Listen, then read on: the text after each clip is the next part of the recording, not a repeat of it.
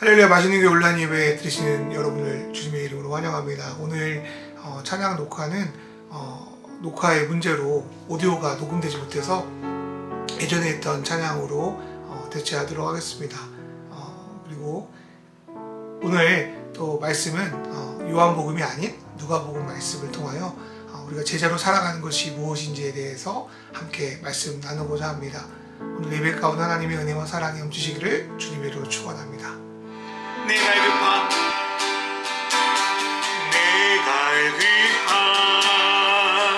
어느 곳으로 지을 수 없네.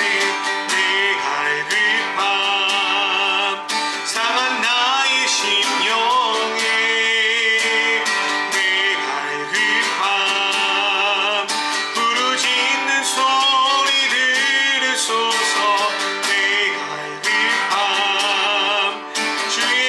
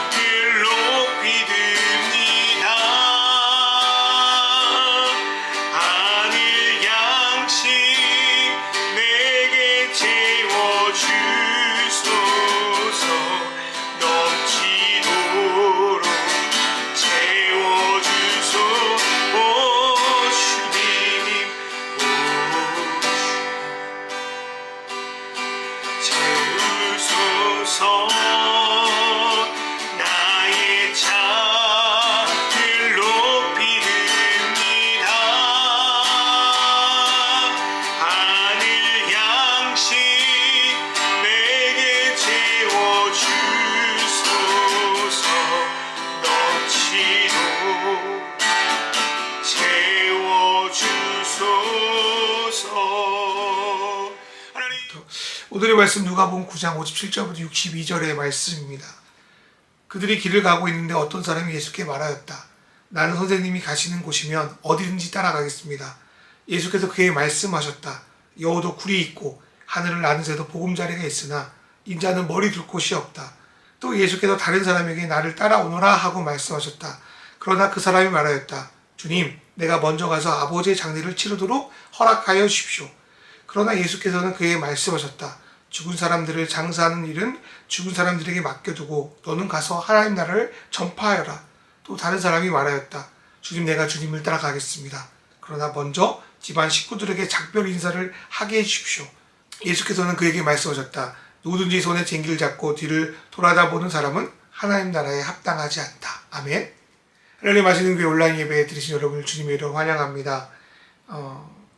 오늘은 요한복음이 아닌 누가복음에 대해서 말씀드리고 특별히 제자에 대해서 말씀드리려고 합니다. 요한복음 공생애 동안 예수님께서 예루살렘에 올라가는 장면이 자주 나오게 되죠.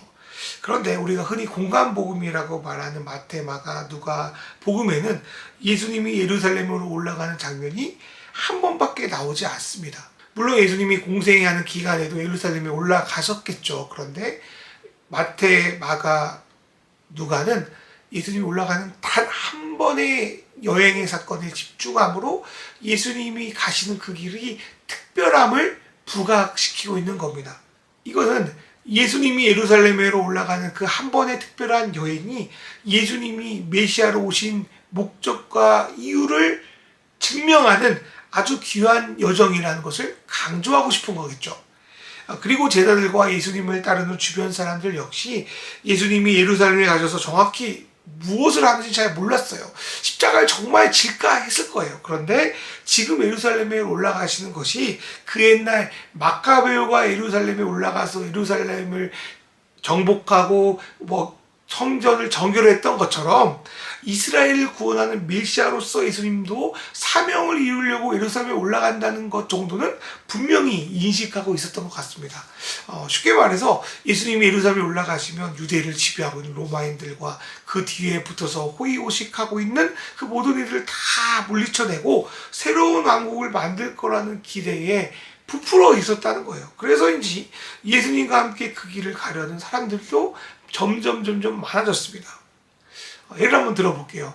얼마 후에 이 나라의 대통령을 뽑게 됩니다. 그런데 얼마 전 제가 좀 라디오를 듣다가 이런 이야기를 들었어요. 어떤 패널이 설 명절 전에 후보의 지지율이 한 40% 이상 되면 오히려 위험하다, 오히려 안 좋다, 이렇게 이야기를 해요. 그래서 어떤 한 청취자가 아니 지지율이 많으면 많을수록 좋은 거 아닙니까? 왜 위험하다고 하십니까? 그렇게 질문을 했는데 그 질문에 대한 패널의 답변이 좀 인상 깊었어요.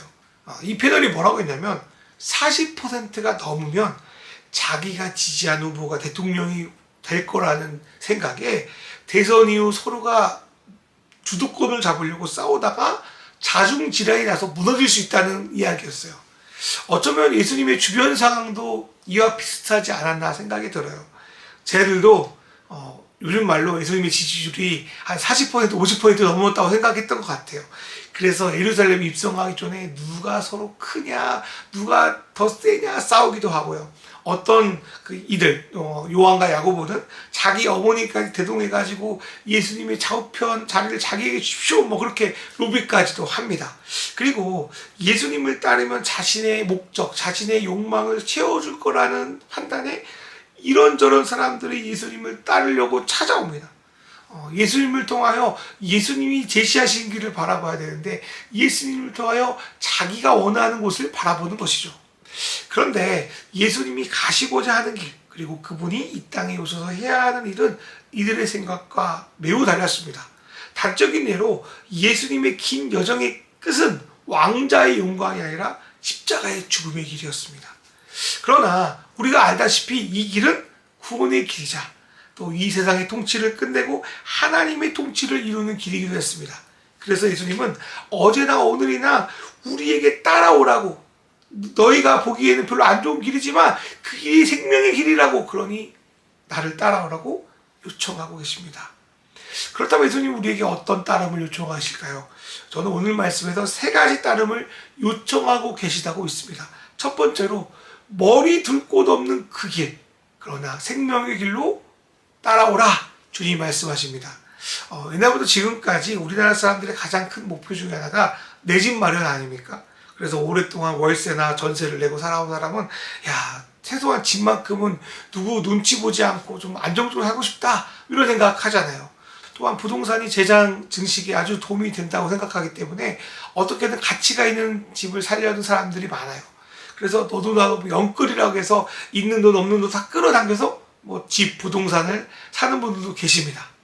그런데 예수 믿는다고 하는 분들 중에서도 예수를 잘 따르다 보면 자신이 이 땅에서 안정적이고 부유한 삶을 살 것이라고 믿는 분들이 있어요. 예수 믿는 걸 어떤 이 땅의 어떤 것을 누리기 위한 투자라고 생각하는 거죠. 그래서 이들이 이런 말을 하는 것 같아요. 누가복음 9장 57절에 보니까 그들이 길을 가고 있는데 어떤 사람이 예수께 말하였다.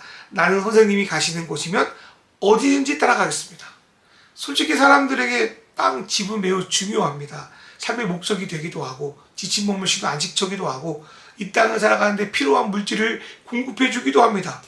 그래서 57절에 나오는 그 어떤 사람도 하나님께서 모세를 통하여 약속의 땅 가나안 땅을 주셔서 우리에게 그 땅을 주신 것처럼 예수를 따르다 보면 내가 원하는 땅, 내가 안정적으로 뭔가를 누리고 싶은 그런 것들을 누릴 수 있을 거라고 생각했던 것 같아요. 그런데 예수님은 이 사람의 기대를 완전히 무너뜨려요. 58절의 말씀 보면 예수님이 이렇게 말씀하시는 것 같아요. 나를 따라가다 보면 땅이 생긴다고? 나를 믿으면 집을 산다고? 야, 그런 거 없는데. 이 땅에 여호와 새들도 그런 거 있는데 나는 야 보니까 막상 머리 둘 곳도 없다. 이렇게 말씀하시는 거예요. 얼마나 당황스러울지 생각해 보세요. 이 말씀을 통해서 우리가 주님을 따르는 것은 이 땅에 뭔가 안정적인 땅, 집을 얻기 위함이 아님을 알 수 있습니다. 주님이 우리에게 약속한 곳은 이 땅이 아니에요. 요한복음 14장 2절에 보면 이렇게 말씀합니다. 내 아버지 집에는 있을 곳이 많다. 그렇지 않다면 내가 너희가 있을 곳을 마련하러 간다고 너희에게 말했겠느냐. 나는 너희가 있을 곳을 마련하러 간다. 여기서 말씀하는 너희가 있을 곳은 이 땅이 아니에요. 하나님 나라예요. 주님의 길을 잘 따라간다고 해서 꼭 세상에 축복이나 물질이 있는 것은 아닙니다. 주님을 위해 어떤 모험을 한다고 해서 주님이 이 땅에서 성공을 막 부어주시는 것도 아니에요. 뭐 그런 분도 있겠지만 꼭 그런 건 아니라는 거예요. 오히려 주님이 당하신 것처럼 십자가의 고난이 우리를 기다리고 있을지도 모릅니다. 하지만 분명한 것은 예수님께서 우리를 위하여 우리의 거저할 처소를 이 땅이 아닌 하나님 나라 하늘에도 준비하고 있다는 사실입니다. 그 사실을 믿고 나아가는 것, 그게 바로 제자입니다. 두 번째로 예수님은 내가 갖고 있는 과거의 미래를 내려놓고 주님이 제시하는 비전을 따라 미래를 향해 나아가라고 말씀하십니다. 누가복음 9장 59절에 어떤 사람은 자기가 아버지의 장례를 치르고 따라가면 안 되겠냐고 예수님께 양해를 구합니다. 그런데 예수님은 이 사람에게 전혀 예상하지 못한 말씀을 하시죠. 야, 장사는 다른 것들에게 맡기고 하나님 나라를 전하러 나를 따라오라. 그렇게 말씀하셔요. 그런데 좀 다른 것은 좀 몰라도 부모님의 장례를 좀 허락해주고 따르라고 해야 되는 게 맞지 않습니까? 그런데 무심하게 예수님은 장례를 내버려두고 자기를 따르라고만 하는 것 같아요. 좀 이상하게 보이는 것 같아요. 그런데 오늘 말씀에서 예수님이 하신 말씀에 주목하세요. 죽은 사람을 장사하는 일은 죽은 사람들에게 맡겨두라는 말씀이에요. 제가 주석을 보니까요. 유대인들은 보통 장례를 2번 치른다고 해요. 우리나라에도 이런 풍습이 비슷하게 있는 것 같은데 첫 번째로는 죽었을 때 그 시신을 동굴에 매장하는 거예요. 그리고 첫 번째 단계를 치르고 1년쯤 지나고 다시 그 동굴에 들어가서 그 시신의 뼈를 수습해서 조상들이 뼈가 모여있는 그런 곳에 다시 안장시킨다는 거예요. 여기서 말하는 그 아버지 장례는 2번째라고 생각이 됩니다. 이렇게 2번에 걸쳐서 매장하는 이유는 아마도 아버지를 조상 곁에서 편히 쉬게 하려는 생각 때문이었을 걸로 추측이 돼요. 그런데 이미 죽은 아버지의 뼈를 조상이 있는 곳에 모신다고 해서 그 아버지가 평안히 계시는 건가? 이렇게 한다고 해서 이미 죽은 아버지의 삶이 조금이라도 달라질 수 있는가? 이렇게 하는 이유는 솔직히 아버지 때문이 아니라 자기의 미련 때문이 아닙니까? 자기의 만족 때문이 아닙니까?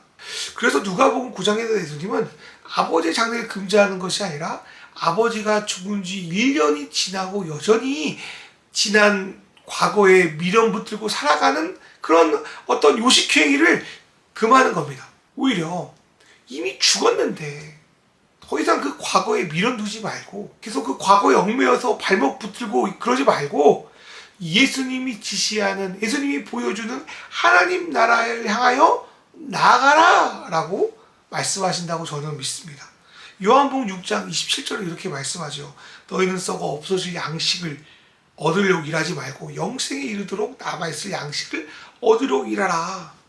이 양식은 인자가 너에게 줄 것이다. 아버지 하나님께서 인자를 인정하셨기 때문이다. 아니, 아버지 죽은 지 1년 됐는데 아버지의 뼈를 조상들이 있는 곳에 모신다고 해서 그게 아버지가 원하는 겁니까? 그거 아니라는 거예요. 그거 쓸데없는 일이라는 거예요. 아버지가 죽었을 때 당연히 장례하는 건 당연하지만 아버지가 죽은 지 1년 지났는데 그래, 아버지를 좋은 곳에 모셔야지. 아버지를 조상들과 이렇게 모시면 조상들의 뼛속에서 뭔가 평안을 누릴 거야. 그거 아니라는 거예요. 여러분도 그와 비슷한 과거가 있지 않습니까? 그런 상처가 있지 않습니까? 그런 미련이 있지 않습니까? 예수님을 따르기 전에 나를 붙들고 있는 수많은 속박들이 있지 않습니까? 그거 십자가에 못 박아 버리라는 거예요. 그리고 예수로 인해 변화된 나를 긍정하며 예수의 약속을 붙들고 앞으로 나아가라는 겁니다. 내가 그리스도와 함께 십자가에 못 박혔나니 그런즉 이제는 내가 사는 것이 아니요 오직 내 안에 그리스도께서 사시는 것이라. 이제 내가 육체 가운데 사는 것은 나를 사랑하사 나를 위하여 자기 자신을 버리신 하나님 아들을 믿는 믿음 안에 사는 것이라. 아멘. 지금도 우리 안에 도사리고 있는 과거의 못된 잔재들이, 또 아픈 상처의 기억들이 우리가 앞으로 나아가지 못하게 막고 있어요. 그런 것들이 때때로 막 흘러나올 때가 있어요. 그럴 때마다 우리는 다짐해야 돼요. 예수님께서 우리의 모든 흠물을 용서하셨다. 과거에 나는 이제 없다. 주님으로 변화된 내가 있다. 그런 과거에 나는 죽고 새롭게 변화된, 예수로 변화된 나는 산다. 그 말씀을 붙들고 똑바로 나아가는 것, 그게 바로 제자입니다. 예수 그리스도로 인하여 나를 붙들고 있는 과거에서 자유해져서 주님이 보여주는 비전에 따라 나아가는 것. 예수님은 그때 그 제자들 뿐만 아니라 지금 우리에게도 이러한 삶을 살라고, 이러한 삶을 살기로 결단하라고 요청하고 계신 줄 믿습니다. 세 번째로 예수님은 삶의 우선순위를 예수님께 두고 따르라고 말씀합니다. 누가복음 9장 61절의 말씀을 보면 이런 말씀이 있어요. 또 다른 사람이 말하였다. 주님, 내가 주님을 따라가겠습니다. 그러나 먼저 집안 식구들에게 작별 인사를 하게 해주십시오. 이 말씀은 열왕기상 19장에서 엘리사가 엘리야를 따르기 전에 했던 요청을 떠올리게 합니다. 그 당시에 엘리야를 따라 제자가 되는 것은 하나님의 뜻을 따르는 가치 있는 일이라는 생각에 많은 이들이 엘리야를 따라 자신의 인생을 들였습니다. 엘리야 역시 그 행렬에 참여하기로 결정합니다. 그런데 엘리사는 엘리야를 따라가기 전에 부모님과 작별 인사를 할 수 있도록 요청합니다. 그리고 그 엘리야를 허락을 받은 후 엘리사는 자기가 농사를 지었던 소 2마리를 잡아가지고 또 소 농사를 할 수 있도록 하는 그 도구, 그 쟁기라고 표현하는데 그 멍에와 그 밭 가는 거 있잖아요. 그 도구를 불쏘시개를 삼아서 끓여가지고 동네 사람들과 소를 먹으며 작별 인사를 한 뒤에 엘리야를 따라 나섭니다. 그게 이들의 작별 인사였다는 거죠. 이 열왕기상의 말씀에 대해서 예수님께 요청한 사람도 알고 있었고 예수님도 알고 있었을 거라 생각이 들어요. 근데 예수님은 엘리야와 아주 다른 답을 내놓습니다. 예수님은 작별 인사하는 거, 작별 파티하는 거, 그거는 마치 손에 쟁기를 잡고 뒤를 이렇게 돌아보는 사람과 같다. 그러니 그거 하지 말고 나를 따르라고 말씀하시는 거죠. 다시 열왕기상으로 돌아가 볼게요. 엘리야를 만날 때 엘리사는 밭에서 소를 몰아서 농사를 하고 있었습니다.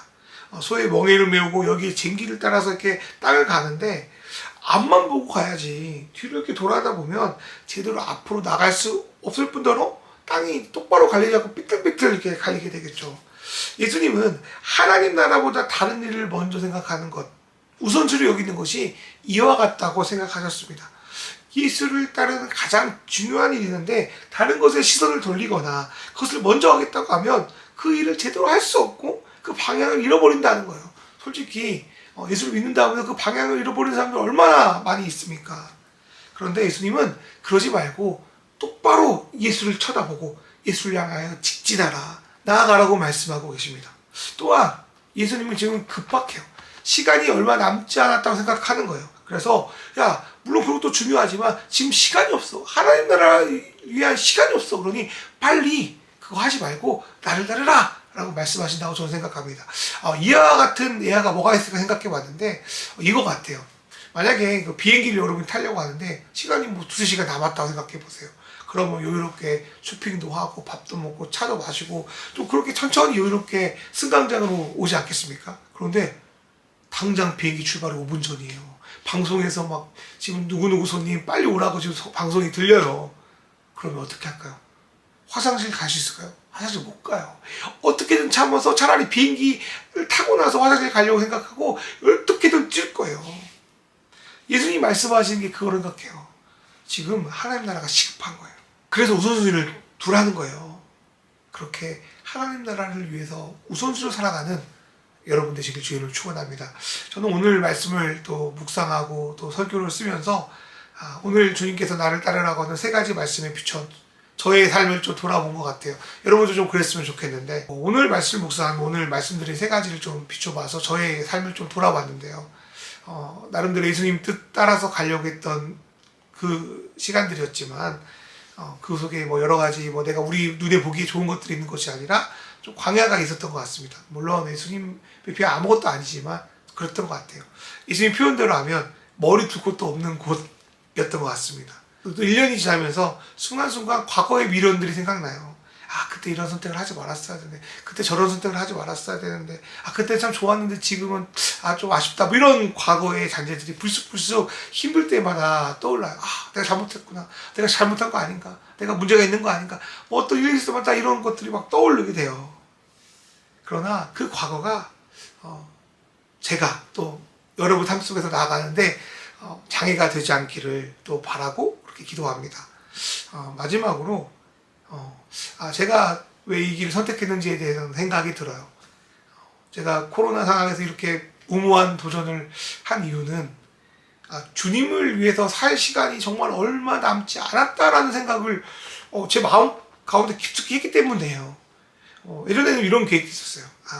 교회에서 열심히 하다 보면 또 좋은 교회로 청빙될 수 있겠구나. 또 어쩌면 이런저런 곳에 잘 있다 보면 좀 이렇게 지원 받아가지고 좀 남들처럼 준비된 개척할 수 있겠구나 이런 생각했던 것 같아요. 그런데 뭐 이게 뭐 나쁘다는 이야기 나오고 그렇게 받으면 참 좋죠. 그런데 이거를 기다리기엔 내 하루하루가 너무 아깝다. 주님을 위해서 살 날도 얼마 남지 않은데 내가 지금 이거 기다리고 있다가 아무것도 못하면 어떻게 하지? 뭐 이런 긴급함을 주님이 주셨던 것 같아요. 그래서 몸을 꾸리지 말고 좀 하자 뭐 이런 마음으로 했던 것 같습니다. 그렇구나, 급하구나, 지금 시간이 없구나 이런 생각들 했던 것이 이 말씀을 통해서 다시 한번 떠올리게 됐습니다. 솔직히 1년 살았지만 앞으로 어떻게 될지 모르겠어요. 그런데 한 가지 분명히 아는 거는 그래도 주님 붙들고 따라가는 그 길에 예수님이 있다는 거, 그리고 믿음의 선배들이 있다는 거, 그거 붙들고 또 올해 2022년 또 살려고 합니다.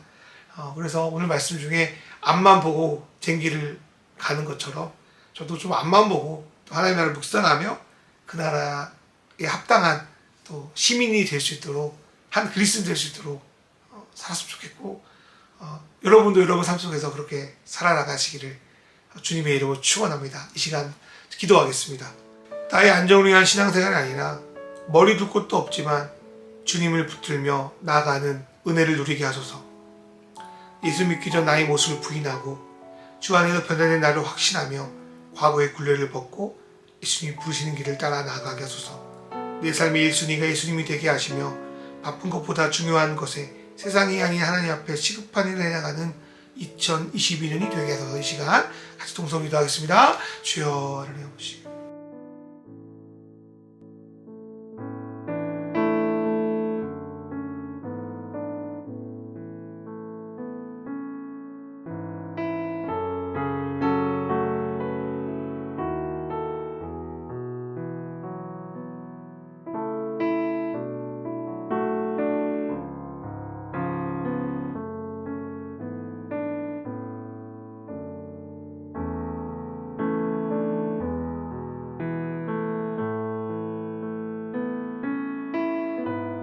하나님 아버지, 지금 내가 주님을 제대로 따르고 있는지를 오늘 말씀을 비추어 돌아봅니다. 주님을 따르는 목적이 내가 원하는 것이 아니라, 내가 원하는 안정된 것이 아니라 머리 둘 곳이 없는 광야라는 것을 다시 한번 깨닫습니다.